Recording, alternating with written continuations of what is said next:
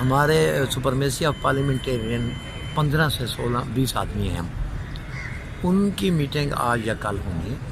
اس میں ہمارا جو فیصلہ ہوگا متفقہ ہوگا. اگر ہم استعفے دیں گے متفقہ دیں گے، اگر ہم نے کینڈیڈیٹ دینا ہوا کینڈیڈیٹ دیں گے، جو بھی ہوگی. اگر ووٹ نہ دینا ہوا تو ہم سینیٹ میں ووٹ نہیں دیں گے. یہ ہماری کل یا پرسوں میٹنگ ہو جائے گی.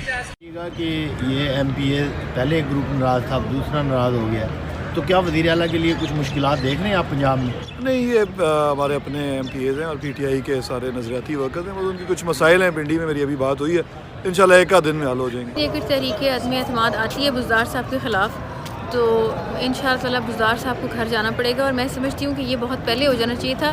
اگر ابھی بھی ان کو سمجھ آ گئی ہے تو چلیں، دیر آئے درست ہے. اور اللہ سے میری دعا ہے کہ اس کے بعد جو تبدیلی آئے وہ سب کے لیے بہتر ہو، ہماری عوام کے لیے بہت بہتر ہو. تو سمجھتا ہوں یہ 50% یا 50+ جو ہیں اس وقت ہاؤس کے اندر جو مزاحمت پائی جا رہی ہے، جو کسی بھی عدم اعتماد کی صورت میں یا کسی بھی سینٹ کے الیکشن کے ووٹ کے حوالے سے کافی مزاحمت ہے. اور پی ٹی آئی کو یہ بھگتنا پڑے گا، کیونکہ انہوں نے پچھلے دفعہ جب سینٹ کا الیکشن ہوا اور اس میں انہوں نے اپنا گورنر سرور کو جتایا تھا تو بڑے شادیاں نے بجائے تھے. اور ہم اس وقت بھی یہ کہتے تھے کہ ایسی روایات نہ قائم کرو. تو اب یہ انہیں خود بھگتنی پڑ رہی ہیں، اور میں سمجھتا ہوں کہ یہ پی ٹی آئی پہ بڑا مشکل وقت ہے.